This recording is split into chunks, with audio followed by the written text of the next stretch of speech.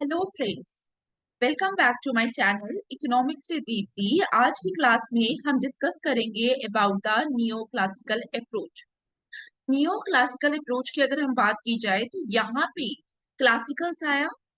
अब यहाँ पे जब नियो क्लासिकल अप्रोच की बात की जाती है तो आप लोग जानते हैं, जब हम क्लासिकल्स स्कूल ऑफ थॉट के बारे में बात करते हैं तो यहाँ पे इनकी बहुत एक इंपॉर्टेंट लाइन है, supply creates its own demand. Says law याद है, supply creates its own demand. कहने का मतलब है जब आप क्लासिकल्स के बारे में बात करेंगे तो ये फोकस किस पे करते थे, ये फोकस करते थे कि जो सप्लाई है, supply automatically creates its own demand. तो इनका जो सारा फोकस था that is on the supply side. लेकिन क्लासिकल्स के बाद कौन आए, मार्जिनल रेवोल्यूशन, एक स्कूल ऑफ थॉट आया। इन्होंने क्या बोला, इन्होंने बोला कि यहाँ पे इकोनॉमी के अंदर हमें यूटिलिटी से भी मतलब है, utility is also important for us. तो यहाँ पे क्लासिकल्स प्लस मार्जिनल के मार्जिनल रेवोल्यूशन के स्कूल को मिलाकर हमारे पास एक स्कूल ऑफ थॉट आया जिसको हम प्रिसाइजली नियो क्लासिकल अप्रोच कहते हैं। तो जब आपसे कोई पूछे नियो क्लासिकल अप्रोच, तो नियो क्लासिकल अप्रोच में आप क्या याद रखेंगे, क्लासिकल से इन्होंने क्या लिया, सप्लाई साइड ली। और अलोंग विद दिस सप्लाई यहाँ पे हम किसके बारे में बात करते हैं, हम मार्जिनल रेवोल्यूशन के बारे में बात करते हैं, हम यूटिलिटी के बारे में बात करते हैं। जब यूटिलिटी दिमाग में आएगा तो कौन दिमाग में आएगा, कंज्यूमर। तो हम यहाँ पे कंज्यूमर साइड पे बात करेंगे, कंज्यूमर डिमांड पे बात करेंगे। तो सप्लाई प्लस डिमांड पे बात की जाती है in the neo classical school of thought. Clear, यहाँ तक समझ आया। तो जब भी आपसे कोई neo classical school of thought के बारे में पूछे, दिमाग में क्या आएगा, यहाँ पे हम supply as well as demand दोनों के बारे में बात करेंगे। आपने क्लासिकल्स पढ़ा हुआ है, आपने किनीशियन पढ़ा हुआ है, आप third one is the neo classical, और हमने नियो कीन्स भी पढ़ा था जिसमें मैंने आपको आईएसएलएम पढ़ाया है। अब अगर मैं नियो क्लासिकल के बारे में बात करूं तो यहाँ पे क्लासिकल में क्या दिमाग में आएगा, सप्लाई साइड, कीन्स में डिमांड,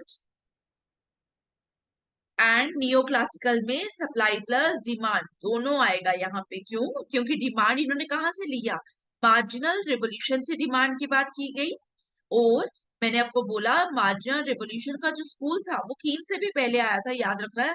मे बी 1870s का टाइम होगा जब marginal revolution school of thought आया। तो आप लोगों को अभी यही पता होना चाहिए कि जब आप नियो क्लासिकल की बात करोगे सप्लाई प्लस डिमांड दोनों चीजें दिमाग में आएगी। अब यहाँ पे आपको कुछ चीजों के बारे में और पता होना चाहिए। जब हम क्लासिकल्स के बारे में बात करते हैं तो हम लोग क्या कहते हैं, क्लासिकल्स के बारे में हम लोग कहते हैं यहाँ पे wage price flexibility, wage price flexibility classicals में हम यही बोलते हैं। जब कीन स्कूल ऑफ थॉट आता है तो यहाँ पे हम क्या बोलते हैं, वेज प्राइस रिजिडिटी। ठीक है, यही बोलते हैं, याद आ रहा है। अब जब आप नियो क्लासिकल्स के बारे में बात करेंगे तो यहाँ पे हम दोनों के बारे में बात करेंगे। ठीक है, यहाँ पे आपको कंफ्यूज नहीं होना, यहाँ पे in the neo classical school of thought हम वेज प्राइस फ्लेक्सिबिलिटी के बारे में भी बात करेंगे और वेज प्राइस रिजिडिटी के बारे में भी बात करेंगे। जब आप शॉर्ट रन पे बात करोगे तो उस समय नियो क्लासिकल्स बोलते हैं कि इकोनॉमी में वेज प्राइस रिजिडिटी होगा, लेकिन जब हम इकोनॉमी में लॉन्ग रन पे बात करेंगे तब हम किसके बारे में बात कर रहे हैं, वेज प्राइस फ्लेक्सिबिलिटी। सो अगर मैं later on wage price flexibility पे बात कर रही हूँ तो मैं लॉन्ग रन पे बात कर रही हूँ। अगर मैंने वेज प्राइस रिजिडिटी पे बात की तो हमने शॉर्ट रन पे बात की। बेसिकली नियो क्लासिकल्स ऐसा बोलते क्यों है, नियो क्लासिकल्स कहते हैं कि अगर आप शॉर्ट रन की बात करोगे तो यहाँ पे कॉन्ट्रैक्ट्स होते हैं। ठीक है, अगर आपके कॉन्ट्रैक्ट में लिखा है लेट से 5 लाख रुपए आपको पर एनम मिलेंगे, तो थ्रू आउट द ईयर कोई भी प्राइस हो आप तो एज पर कॉन्ट्रैक्ट ही पे करोगे। ठीक है, तो यहाँ पे दैट्स वाई यहाँ पे नियो क्लासिकल्स क्या कहते हैं, इन द शॉर्ट रन हम किसके बारे में बात करते हैं, हम वेज प्राइस रिजिडिटी पे बात करते हैं। लेकिन इन द लॉन्ग रन हम किसके बारे में बात करेंगे, वेज प्राइस फ्लेक्सिबिलिटी। क्योंकि लॉन्ग रन के अंदर कोई भी कॉन्ट्रैक्ट नहीं है। और क्लासिकल से इन्होंने वेज प्राइस फ्लेक्सिबिलिटी कब लिया? लॉन्ग रन में, लेकिन शॉर्ट रन में वेज प्राइस रिजिडिटी है because of certain contracts. Clear यहाँ तक? आई होप आपको बेसिक चीजें समझ आ रही हैं। अभी तक जिन्होंने चैनल को सब्सक्राइब नहीं किया, आई रिक्वेस्ट कि आप चैनल को सब्सक्राइब कर लें, और साथ ही जब भी आपको कोई भी वीडियो वैल्यूएबल लगती है then do like, share, subscribe and comment. And this is a brief introduction about me. आप पॉज करके देख सकते हैं। अब यहाँ पे नियो क्लासिकल थियोरी की अगर बात करें, मैं आपको ये जो आप लोगों को प्रोवाइड हो रही है, जहां डायग्राम बनानी होगी मैं साथ में डायग्राम ऐड करूंगी, ठीक है? आप वहां पे डायग्राम बनाएंगे, राइटअप यही सेम राइटअप आप लोगों के काम आएगा। Neoclassical theory is a broad theory that focuses on demand and supply. ठीक है? डिमांड एंड सप्लाई मैंने अभी आपको बताया as the driving force behind the production, pricing and consumption of goods and services. Classicals में सप्लाई जो थी, cost of production जो था, वो हमारे लिए ड्राइविंग फोर्स थी। कीन्स में demand is the driving force, लेकिन in case of neo classicals it is both demand and supply. अब यहाँ पे जब हम नियो क्लासिकल्स के बारे में बात करेंगे तो देयर आर सर्टेन एग्जाम्पशन जो आपको पता होनी चाहिए। मैंने अभी क्या बोला? नियो क्लासिकल्स में हम सप्लाई प्लस डिमांड के बारे में बात कर रहे हैं, और classical plus marginal revolution school के बारे में बात हो रही है। और मार्जिनल रेवोल्यूशन से हमने यहाँ पे क्या लिया? हमने यहाँ पे लिया यूटिलिटी। और कंज्यूमर पर्सपेक्टिव से अगर देखिए तो यूटिलिटी को कंज्यूमर हमेशा मैक्सिमाइज करने की कोशिश करता है। दैट्स व्हाई फर्स्ट assumption में आप याद रखेंगे individuals maximise utility. Number 2, people make rational expectation. In theory, individuals have access to all the information, they have well-defined preferences, and they are capable of ordering their preferences. Number 3, labour market is based on expectation. इसका मतलब क्या है? Labour की अगर बात की जाए, labour क्या डिमांड करेगा? लेबर विल डिमांड वेजेस, ठीक है? तो जो वेज डिमांड किया जाएगा, लेबर को नहीं पता, अगर मैं इस पेन की बात करूं, लेट्स से लेबर को नहीं पता इस पेन का प्राइस फ्यूचर में क्या होने वाला है। जब ये पेन मार्केट के अंदर जाएगा इसका प्राइस क्या होगा? क्योंकि प्राइस कौन डिटरमिन करेगा? प्राइस डिटरमिन किया जाएगा by the owner of the factory, ठीक है? जो भी बोर्ड मेंबर्स होंगे वो लोग डिसाइड करेंगे कि प्राइस क्या होगा इस पर्टिकुलर पेन का। लेकिन अगर लेबर के पर्सपेक्टिव से बात करें तो लेबर एज्यूम करेगा, ठीक है? तो प्राइस की लेबर क्या करेगा? लेबर वेज डिमांड करेगा, लेकिन किस बेसिस पे वेज डिमांड करेगा? वो सोचेगा इस पेन का प्राइस उसके अकॉर्डिंग क्या हो सकता है, उस हिसाब से वेज क्या करेगा, लेबर क्या करेगा? वेज डिमांड करेगा। दैट्स व्हाई हम लोगों ने क्या लिखा? Labour market is based on expectation, that is the wage rate demanded by workers is influenced by PE. PE is the expected price. PE क्या है? Expected price. अब यहाँ पे number 4, product market has a constant returns to scale. आपको पता है constant returns to scale क्या होता है? कमेंट बॉक्स में बताइए। अब यहाँ पे हमारा जो प्रोडक्शन फंक्शन है that is y is equal to F L. Production function आप सबको पता है, जोर से बोलिए जहां बैठे हैं। प्रोडक्शन फंक्शन क्या होता है? एक रिलेशनशिप बताता है बिटवीन इनपुट एंड आउटपुट। तो this is your production function. और यहाँ पे हम नियो क्लासिकल्स के बारे में बात कर रहे हैं, और नियो क्लासिकल्स में जो हमारा प्रोडक्शन फंक्शन है दैट इज ए एल। क्या है? A L. Number 5 is the imperfect competition in the product market. Imperfect competition. आप लोगों के साथ मैंने मार्केट स्ट्रक्चर डिस्कस किया था। While discussing the market structure, हमने क्या देखा था? हमने देखा था परफेक्ट कंपटीशन, हमने देखा था मोनोपोली, हमने देखा था मोनोपोलिस्टिक कंपटीशन, हमने देखा था ओलिगोपोली। तो मार्केट में जो ये सारे 3 स्ट्रक्चर्स हैं, these are known as imperfect competition, ठीक है? तो इम्परफेक्ट कंपटीशन की जब बात आ रही है, नियो क्लासिकल्स में हम क्या कहते हैं? परफेक्ट कंपटीशन के अलावा कोई भी मार्केट स्ट्रक्चर प्रिवेल करेगा, whether it is monopoly, whether it is monopolistic competition और oligopoly. Number 6 is aggregate supply curve is sloping upward due to wage price stickiness. अब यहाँ पे आप लोग देख पा रहे होंगे वेज प्राइस स्टिकीनेस, ठीक है। तो वेज प्राइस स्टिकीनेस की अगर बात हो रही है तो यहाँ पे हम क्या बात करेंगे, हम कहीं ना कहीं हम बात कर रहे हैं शॉर्ट रन पे। किसके बारे में बात कर रहे हैं, शॉर्ट रन पे। और एक और चीज आपको बता दूं, जब हम क्लासिकल्स के बारे में बात करते हैं तो क्लासिकल्स क्या शॉर्ट रन पे बात करते हैं या लॉन्ग रन में, ठीक है। बोल, जहां पे बैठी है बोली, बैठे भी हो आप पढ़ रहे हो, बोलो कहाँ पे क्लासिकल्स बात करते हैं, और साथ में कमेंट बॉक्स में भी टाइप करो सो दैट मुझे पता चले कि आपको चीजें पता है। क्लासिकल्स बात करते हैं लॉन्ग रन में, लेकिन नियो क्लासिकल्स बात करते हैं short run as well as long run, दोनों पे, ठीक है। Last one is workers do not have perfect information in the market, ठीक है। वर्कर्स के पास परफेक्ट इंफॉर्मेशन नहीं है मार्केट में, क्लियर। तो एजम्पशंस याद रहेंगे आपको। अब यहाँ पे हम लोगों ने क्या बोला, हमने बोला लेबर मार्केट के बारे में आप बात करोगे, क्योंकि जो लेबर है, ठीक है, लेबर ने क्या करना है, जब लेबर सप्लाई के बारे में बात आएगी, ठीक है, लेबर ने अपनी सर्विसेज प्रोवाइड करनी है, एट दैट टाइम लेबर क्या डिमांड करने वाला है, labour will demand the wages. Labour क्या डिमांड करेगा, वेजेस।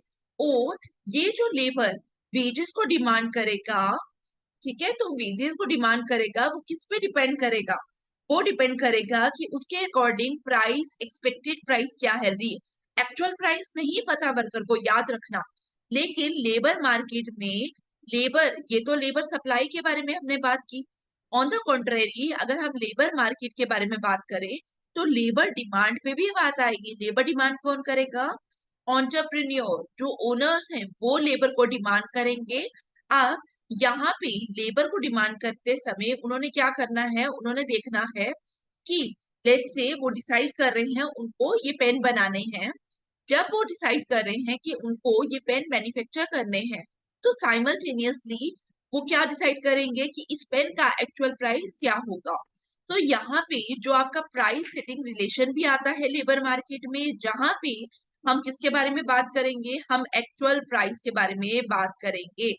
तो यहाँ पे जब लेबर मार्केट पे बात करोगे तो यहाँ पे वर्कर के हिसाब से क्या आएगा, वेज सेटिंग रिलेशन, ठीक है। फ्रॉम लेबर पर्सपेक्टिव हमारा क्या आएगा, वेज सेटिंग रिलेशन। और वेज सेटिंग किस पे डिपेंड कर रहा है, एक्सपेक्टेड प्राइस पे, एक्चुअल प्राइस पे वो डिपेंड नहीं कर रहा।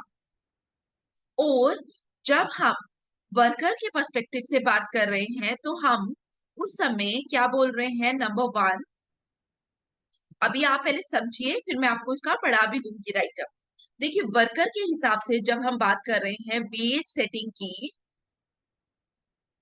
तो वेजेस किस पे डिपेंड करेगी, जो वर्कर एक्सपेक्ट कर रहा है प्राइस, ठीक है। अगर वो एक्सपेक्ट कर रहा है कि प्राइसेस हाई रहेंगे तो वो वेजेस भी ज्यादा डिमांड करेगा, ठीक है।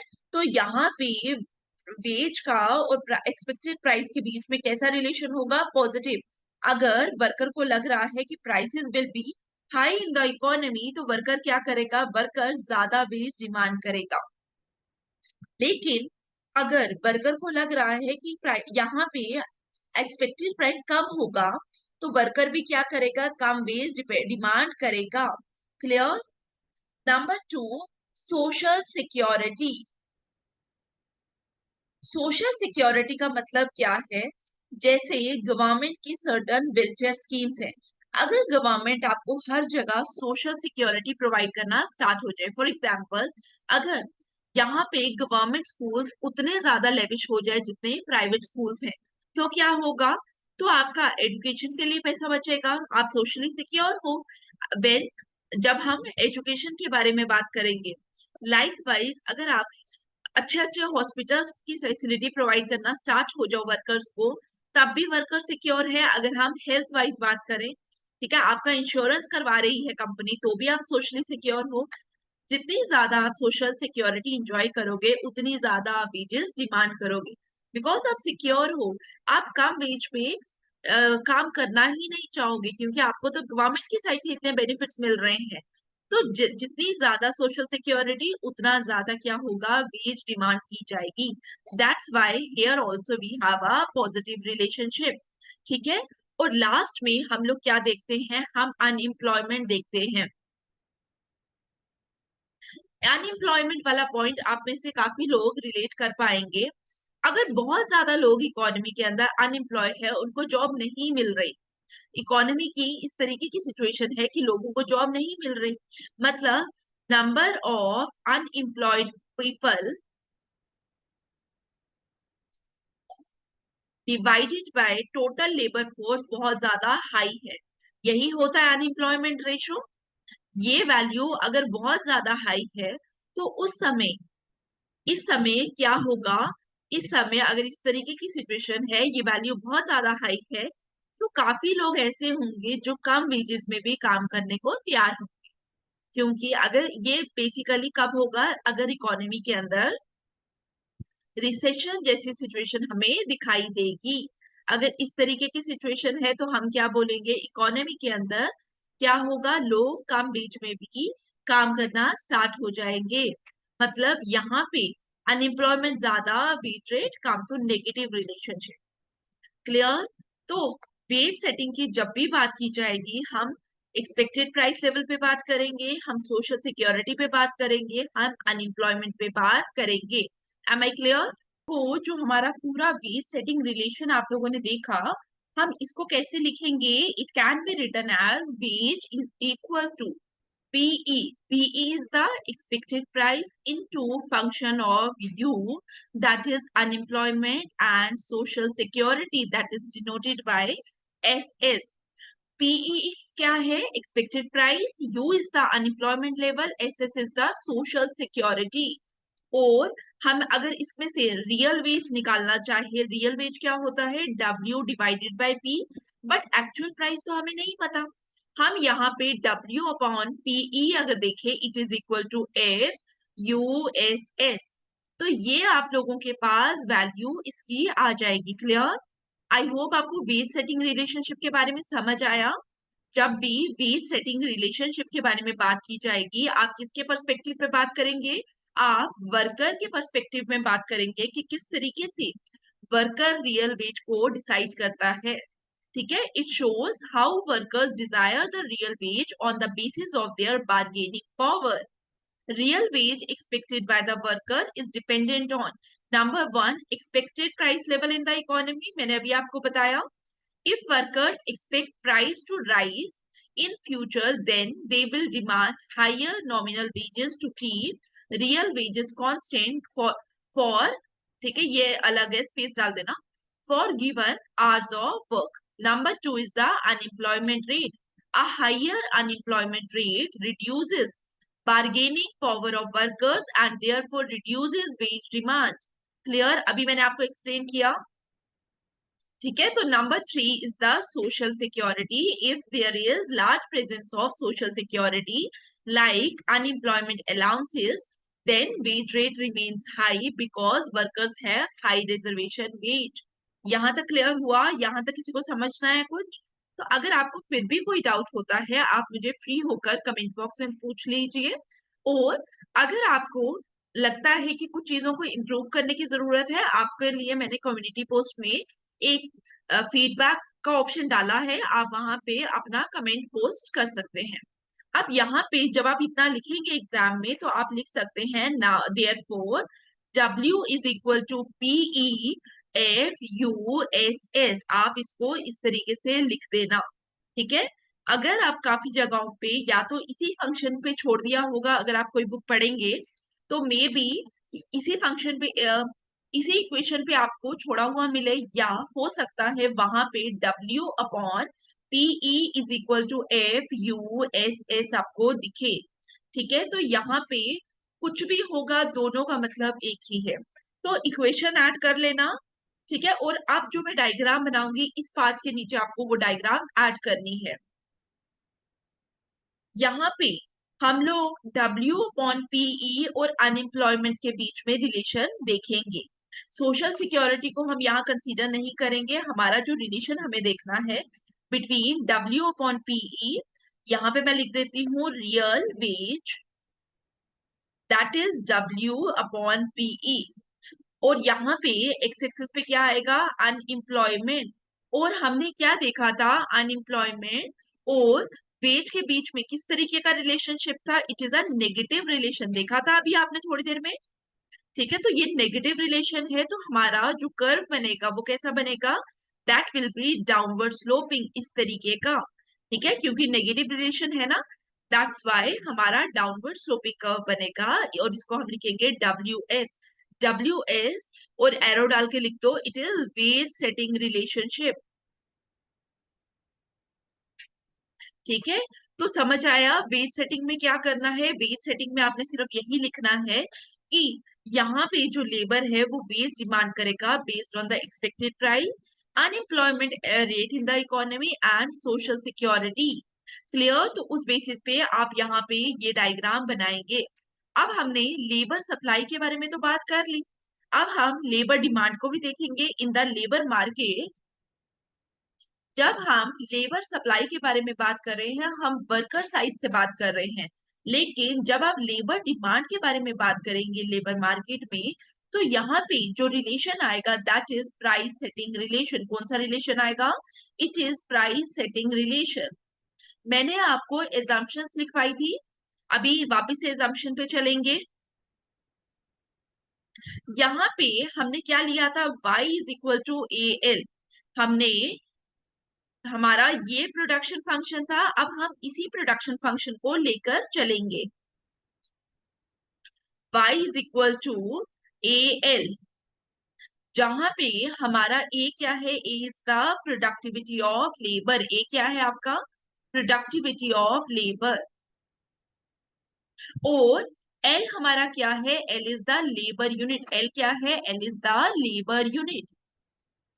अब यहाँ पे जब मैंने आपके साथ एग्जाम्पशन पढ़ाई थी, हमने इम्परफेक्ट कंपटीशन देखा था, हमने कांस्टेंट रिटर्न्स टू स्केल देखा था।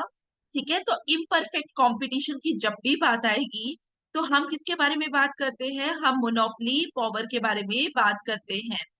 आप लोगों ने अगर मोनोपोली पावर वाला लेक्चर नहीं देखा, प्लीज जाकर पहले मोनोपोली पावर वाला लेक्चर देखिए, माइक्रो इकोनॉमिक्स की प्लेलिस्ट ओपन करिए, वहां पे आपको मोनोपोली पावर का लेक्चर मिलेगा, जाकर उसको देखिए। जब हम मोनोपोली पावर के बारे में बात करते हैं, तो यहाँ पे मतलब क्या है मोनोपोली पावर का, कि प्रोड्यूसर क्या कर सकता है, प्रोड्यूसर आपसे एक सर्टेन एक्स्ट्रा अमाउंट चार्ज कर सकता है, क्योंकि उसके पास मोनोपोली पावर है। तो यहाँ पे हम उस प्राइस को क्या कहते हैं, दैट इज मार्कअप। क्या कहते हैं, मार्कअप। मतलब अगर एक यूनिट को प्रोड्यूस करने के लिए जो भी आपकी मार्जिनल कॉस्ट लगेगी, उसका हो सकता है वो 2% एक्स्ट्रा चार्ज कर रहा है। तो यहाँ पे जब हम प्राइस की बात करते हैं, तो in case of perfect competition price और मार्जिनल कॉस्ट आपका बराबर हो जाता है। लेकिन यहाँ पे P is equal to M C plus mu M C के बारे में हम बात करेंगे।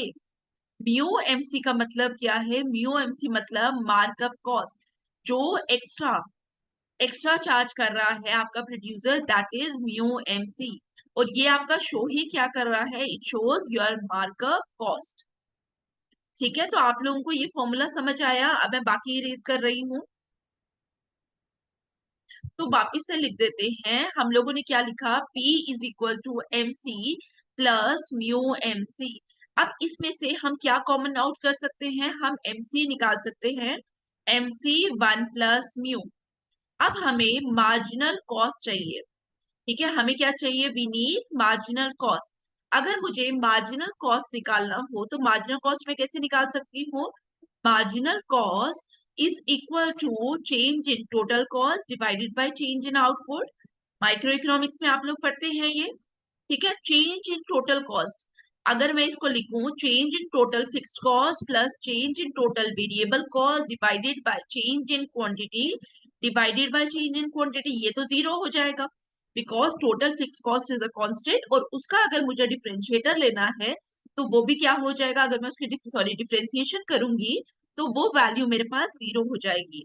It comes to be equal to change in total variable cost divided by change in quantity. अब change in total variable cost, that is W delta L। W delta L, W is constant, delta L, ठीक है, divided by delta Q। This comes to be W upon delta Q upon delta L, मैंने कुछ नहीं किया, इस delta L को नीचे लेके गई। This is equal to W upon delta Q upon delta L क्या है, it is marginal product, it is marginal product. ठीक है, तो यहाँ पे W upon marginal product of labour. अब यहाँ पे प्रोडक्शन फंक्शन पे आइए, हमारा प्रोडक्शन फंक्शन क्या था, y is equal to A L. अब यहाँ इस पॉइंट को ध्यान से समझना, मैं इसको लिख सकती हूँ W अपॉन ए। ठीक है, अब यहाँ पे बेसिकली जब हम नियो क्लासिकल्स की बात करते हैं तो हम लोग यहाँ क्या बोलेंगे, मार्जिनल प्रोडक्ट इज कांस्टेंट, और जब भी मार्जिनल प्रोडक्ट की वैल्यू कांस्टेंट होगी eight that time marginal product और एवरेज प्रोडक्ट बराबर होता है। और ये आपका सिग्निफाई क्या करता है कि हम हमारी जो प्रोडक्शन है वो मैक्सिमम लेवल पे पहुंच चुकी है। जब भी marginal product is equal to average product होगा, इसका मतलब आपका जो प्रोडक्शन लेवल है वो मैक्सिमम लेवल पे हम लोगों ने अटेन कर लिया है। तो यहाँ पे W अपॉन ए मैंने इसीलिए लिखा because in the neo classicals model marginal product जो है वो आपका कांस्टेंट है। अगर आपका मार्जिनल प्रोडक्ट कांस्टेंट है तो अल्टीमेटली आपका एवरेज प्रोडक्ट भी क्या आएगा, कांस्टेंट आएगा। तो दैट्स व्हाई मैंने MPL की जगह ए लिखा। ए stands for average product product और प्रोडक्टिविटी ऑफ लेबर। क्या कहेंगे हम इसको, प्रोडक्टिविटी ऑफ लेबर। ठीक है, तो W अपॉन ए आ गया। तो यहाँ पे अब मैं इसको लिख दूं, बाकी इरेज कर रही हूँ। MC is equal to W upon A. W is the wage, A is the productivity of labor. अब हमारे पास इक्वेशन क्या थी, P is equal to MC 1 plus mu. This is the equation. तो मैं इसमें लिख देती हूँ therefore P is equal to MC W upon A bracket में 1 plus mu. क्लियर। अब यहां से मुझे क्या फाइंड आउट करना है, in the ways setting relation हमने क्या किया, W अपॉन पीई फाइंड किया। अब यहाँ पे भी हमें क्या चाहिए, W अपॉन P चाहिए। तो मैं P को इधर ले जाऊंगी, A को इधर ले जाऊंगी, therefore A divided by 1 plus mu is equal to W upon P।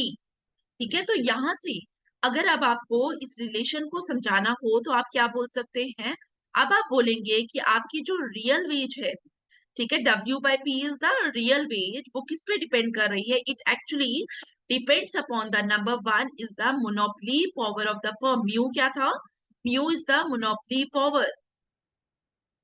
ठीक है, W by P that is the real wages depends upon the monopoly power of the firm, monopoly power of the firm.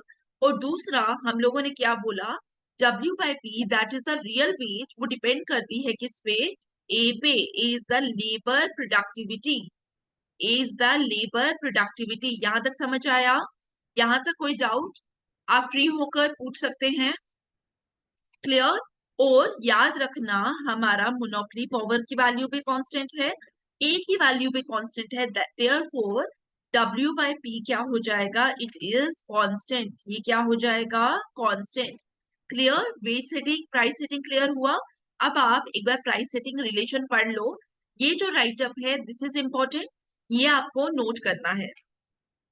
Price setting relation represents firm's choice of charging any given price in the market which is affected by workers' productivity because it affects marginal cost and firm's market power. ठीक है, sorry monopoly power, firms monopoly power because it effects competition of labour. अभी जो मैंने आपको सारा दिखाया उसी के बारे में बात हो रही है। अब जो मैंने आप लोगों को ये वाली इक्वेशन लिखवाई है, ये वाला, अब ये वाला पार्ट जितना भी था यहाँ पे ये आपको ऐड करना है आफ्टर आफ्टर दिस। ठीक है, इक्वेशन वाला पार्ट आप यहाँ पे ऐड करेंगे। हम लोगों ने क्या बोला, हमने लास्ट में बोला कि W by P is constant और W बाई पी की वैल्यू क्या है, A अपॉन 1 प्लस म्यू। तो यहाँ पे अब मुझे इक्वेशन के बाद इसको ड्रॉ करना है। यहाँ पे क्या आएगा, यहाँ पे अगेन अनएम्प्लॉयमेंट रेट, यहाँ पे A upon W upon P, और हमने बोला W by P is a constant which is equal to A upon 1 plus mu। तो हम लोग यहाँ पे लिखेंगे और इस तरीके से हॉरिजॉन्टल बनेगी, हॉरिजॉन्टल कर्व क्यों बनेगी, बिकॉज ये जो हमारी कर्व है that is constant, it is price setting relation. ये क्या है आपका प्राइस सेटिंग रिलेशन। क्लियर? तो आप ये बनाएंगे आप डायग्राम। ठीक है, प्राइस सेटिंग रिलेशन के बाद आपको ये डायग्राम बनानी है। प्राइस सेटिंग रिलेशन में मैंने यहाँ पे लिखा भी हुआ है। ठीक है, अब आप लोगों के लिए मैंने लिख दिया है, ये आप ऐड कर लेना। इसके बाद डायग्राम बना, डायग्राम हियर। अब यहाँ पे हम लोगों ने लेबर मार्केट देखा, लेबर सप्लाई, लेबर डिमांड देखा। अब हम लोग जितनी भी थियरीज पढ़ते हैं मेजरली हम इक्विलिब्रियम के बारे में बात करते हैं, तो यहाँ पे भी हम डिटर्मिनेशन ऑफ इक्विलिब्रियम पे बात करेंगे। तो equilibrium of wage setting and price setting, wage setting and price setting. यहाँ पे आप देखिए, सबसे पहले अगर मैं वेज सेटिंग की बात करूं तो वहां पे क्या आ रहा था मेरा अनएम्प्लॉयमेंट, और यहाँ पे एक्स वाई एक्सिस पे हमारा क्या था रियल वेज, यही था। ठीक है, तो ट्राई करना यहाँ पे। अब आप एक्सपेक्टेड नहीं लिखोगे क्योंकि प्राइस सेटिंग के बाद एक्चुअल प्राइसेस पता चल गए मार्केट में। तो यहाँ पे याद रखना W अपॉन P लिखोगे, W बाय PE नहीं लिखना है। ठीक है, तो हमारा जब हम वेज सेटिंग रिलेशन कर रहे थे हमारी कर्व इस तरीके से आ रही थी, और लाइकवाइज जब हम प्राइस सेटिंग के बारे में बात करते हैं तो हम लोग क्या लिखते हैं, हम इस तरीके से कर्व बनाते हैं। तो जहां पे ये इंटरसेक्ट करेगी वो हमारा क्या पॉइंट देगा, वो हमारा पॉइंट देगा इक्विलिब्रियम का। Let's say this is E1, E1 is the point of equilibrium. और इस पॉइंट पे हमारे पास क्या आएगा, एक अनएम्प्लॉयमेंट रेट आएगा that is known as natural rate of unemployment. इसको हम लोग क्या कहेंगे, it is known as natural rate of unemployment. क्या बोलेंगे आप इसको, natural rate of unemployment. I hope आप लोगों ने यहां तक लिखा। ठीक है, एनी डाउट हियर? मैं आपको फिर से बोल रही हूँ, अगर आपको फिर भी कोई डाउट हो आप आराम से मुझे बता सकते हैं। अब यहाँ पे हम लोगों ने यही लिखा, द इंटरसेक्शन। जब आप डायग्राम बनाएंगे डायग्राम के बाद ये आप छोटी सी एक्सप्लेनेशन लिखेंगे, the intersection of price setting line with wage setting line curve shows that expected real wages of the workers matches willingness to pay of the firm, that is P is equal to PE। ठीक है, दोनों equal है। It also shows natural rate of unemployment UN, that is at this level all those who are willing to work and able to work at the given wage are employed। तो अगर आपसे कोई natural rate of unemployment की definition पूछे तो आप लिख सकेंगे all those who are willing to work and able to work at the given rate are employed here। Clear? यहाँ तक सबको समझ आया? अब यहाँ पे कुछ पॉइंट्स है एग्रीगेट सप्लाई कर्व से पहले मैं आपको कुछ पॉइंट समझाना चाहूंगी। अब यहाँ पे अगर आप देखो वापिस से इस कर्व को बनाते हैं,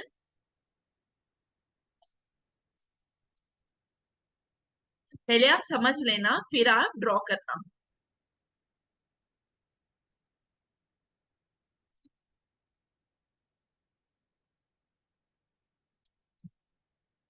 अब यहाँ पे हम लोग किसके बारे में बात कर रहे हैं, हम बोलते हैं जहां पे हमारा price setting and wage setting line intersect करेगी वहां पे हमें क्या मिलेगा, हमें नेचुरल रेट ऑफ अनएम्प्लॉयमेंट मिलेगा, यही बोल रहे हैं हम।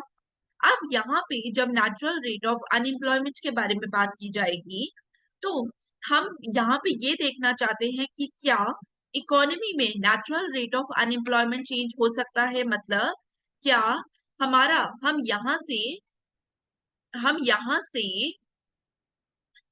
पे या यहाँ पे इस साइड या इस साइड जा सकते हैं। देखिए नेचुरल रेट ऑफ अनएम्प्लॉयमेंट आपका शिफ्ट हो सकता है।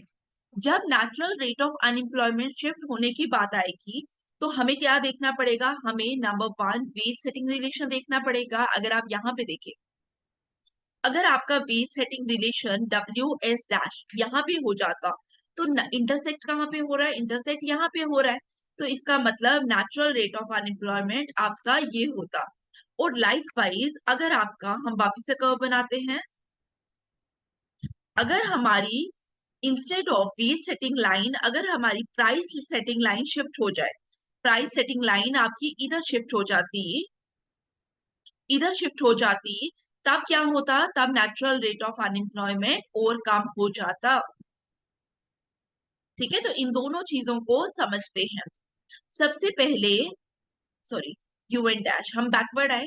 यहाँ पे क्या हुआ, इस केस में अनएम्प्लॉयमेंट लेवल रिड्यूस हुआ, रिड्यूस अनएम्प्लॉयमेंट, यही हुआ। अब अनएम्प्लॉयमेंट लेवल रिड्यूस कब होगा, अगर आप यहाँ पे देखिए, हमारी जब प्राइस सेटिंग लाइन ऊपर शिफ्ट हो जाएगी तभी होगा। प्राइस सेटिंग लाइन में क्या था हमारा, इक्वेशन पे वापस चलिए। हाँ, यहाँ पे W by P is equal to A upon 1 + mu, मतलब यहाँ पे W by P हमारी जो रियल वेजेस है, that is inversely related to mu, monopoly power से इनवर्स रिलेशन है। इसका मतलब अगर कंपटीशन बढ़ जाए, इस तरीके से पॉलिसीज आए जहां पे कंपटीशन बढ़ जाएगा, वहां पे ऑटोमेटिकली आपके म्यू की वैल्यू कम हो जाएगी। तो वहां पे उस सिनारियो में इकोनॉमी में क्या होगा, जो आपकी प्राइस सेटिंग लाइन है that will shift upward, yes, यहाँ की जगह यहाँ हो जाएगा, और इस केस पे आपका natural rate of unemployment will fall. Clear? तो ये इक्वेशन मैंने आपको इसीलिए दिखाई वापस, सो दैट जब आप ड्रॉ करेंगे आपको समझ आए। तो यहाँ पे क्या आएगा, जब भी आपकी value of monopoly power reduce होगी और value of mu will reduce, when, कब रिड्यूस होगी, जब क्या होगा, म्यू कब रिड्यूस होता है, जब कंपटीशन इंक्रीज होगा। आई होप आपको ये क्लियर हो गया। ठीक है, तो फर्स्ट, अब हम यहाँ पे आते हैं, लेकिन अभी तक जिन्होंने चैनल वीडियो को लाइक नहीं किया, प्लीज लाइक इट। मेरे लिए ये बहुत इंपॉर्टेंट है, जब भी आप एक वीडियो को लाइक करते हैं, इट रियली मैटर्स। और साथ ही टेलीग्राम चैनल को भी ज्वाइन करिए, जिसका लिंक आपको डिस्क्रिप्शन बॉक्स में प्रोवाइडेड है। अब यहाँ पे हम लोग क्या बात कर रहे हैं, अनएम्प्लॉयमेंट लेवल इंक्रीजेस। ठीक है, यहाँ पे वेज सेटिंग मतलब people are demanding more wages, और ये कब होगा, जब इकोनॉमी के अंदर सोशल सिक्योरिटी अलाउंसेस क्या होंगे, बढ़ जाएंगे। जब भी सोशल सिक्योरिटी अलाउंसेस बढ़ेंगे, एट दैट टाइम आपका wage setting relation will shift forward. ठीक है, and increasing natural rate of unemployment and in the economy. आप इन दोनों को बना लेना कि शिफ्ट कब होगा, और ब्रैकेट में जहां पे भी आप लिख रहे हैं, ठीक है, आई होप कॉपी पेन लेकर बैठ रहे हैं, जहां पे भी आप लिख रहे हैं वहां पे लिख लेना, यहाँ पे value of mu will reduce, जिसका मतलब क्या है, इकोनॉमी के अंदर कंपटीशन इंक्रीज करेगा। और यहाँ पे आप क्या लिखेंगे, यहाँ पे आप लिखेंगे कि जब सोशल सिक्योरिटी अलाउंसेस क्या होंगे, इंक्रीज कर जाएंगे। Clear? Natural rate of unemployment का शिफ्ट होना समझ आया, इंक्रीज या डिक्रीज कब होगा। ठीक है, अब हमारा इसमें जो लास्ट बचा है that is the aggregate supply curve. अब आप में से काफी लोगों को भी डाउट भी हो रहा होगा कि कभी हम लेबर सप्लाई पढ़ रहे हैं, कभी हम लेबर डिमांड के बारे में बात कर रहे हैं, अब हम एग्रीगेट सप्लाई के बारे में बात कर रहे हैं। देखिए, सबसे पहली चीज यहाँ पे, जब हम नियो क्लासिकल मॉडल की बात कर रहे हैं, neo classical theory of income and employment, तो अभी तक लेबर मार्केट के अंदर हम लोगों ने एम्प्लॉयमेंट को ही देखा, अनएम्प्लॉयमेंट और एम्प्लॉयमेंट को आप रिलेट करके देख सकते हैं। तो वहां से लेबर आपका कंप्लीट हो गया। अब इनकम की अगर बात करें, इनकम का मतलब आउटपुट, और आउटपुट हमें कहाँ से पता चलेगा, टोटल प्रोडक्शन कितनी हो रही है इकोनॉमी में। ठीक है, तो दैट्स वाई हम यहाँ पे एग्रीगेट सप्लाई कर्व के बारे में बात करेंगे। Am I clear? अब यहाँ पे जब हम एग्रीगेट सप्लाई कर्व के बारे में बात करेंगे, पहले मैं आपको समझा देती हूँ, उसके बाद फिर से आप राइट अप पढ़ लेना। अब यहाँ पे जब आप सप्लाई कर्व के बारे में बात करोगे, here we have output, here we have the real prices। ठीक है, तो यहाँ पे हम क्या बोल रहे हैं कि हमारी जो एग्रीगेट सप्लाई कर्व है दैट इज अपवर्ड स्लोपिंग। आप लोगों ने नोटबुक में जहां एग्जाम्पशंस लिखी निकालिए, एग्जाम्पशन पे वेज प्राइस के ऊपर आप लोग एक एग्जाम्पशन देख पा रहे होंगे, that is wage price stickiness. हम लोग बोलते हैं कि जो हमारी एग्रीगेट सप्लाई कर्व है दैट इज अपवर्ड स्लोपिंग। और हमारी जो एग्रीगेट सप्लाई कर्व है वो अपवर्ड स्लोपिंग क्यों है? Because of ways price stickiness short run पे। लॉन्ग रन होगा तो वेज प्राइस स्टिकीनेस नहीं होगा। लॉन्ग रन में एग्रीगेट सप्लाई कर्व कैसी होगी आपकी? आप कमेंट बॉक्स में सोच के बताइए। नहीं तो जो नेक्स्ट लेक्चर हम लोग लेंगे फिस्कल पॉलिसी मॉनेटरी पॉलिसी में, वहां पे मैं आपको एक्सप्लेन कर दूंगी। ठीक है, मैं आपको गेस दे देती हूँ। हिंट ये है जैसे क्लासिकल्स में होती है वैसे ही होगी। तो वेज प्राइस स्टिकीनेस पे बात करेंगे तो हम लोग यहाँ पे क्या कह रहे हैं? हम लोग बोल रहे हैं this is some level Y. ठीक है, यहाँ पे वाई वो लेवल है जहां पे हमारा natural rate of unemployment prevail कर रहा है इकोनॉमी में। Y is equal to Y N.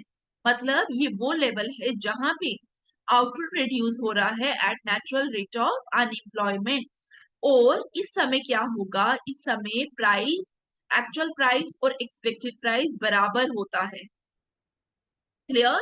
लेकिन जैसे ही इकोनॉमी के अंदर आउटपुट इंक्रीज कर जाएगा, आउटपुट हायर हो जाएगा, तो यहाँ पे क्या हो जाएगा? आउटपुट ज्यादा होगा तो यहाँ पे प्राइसेस राइज करना स्टार्ट कर जाएंगे।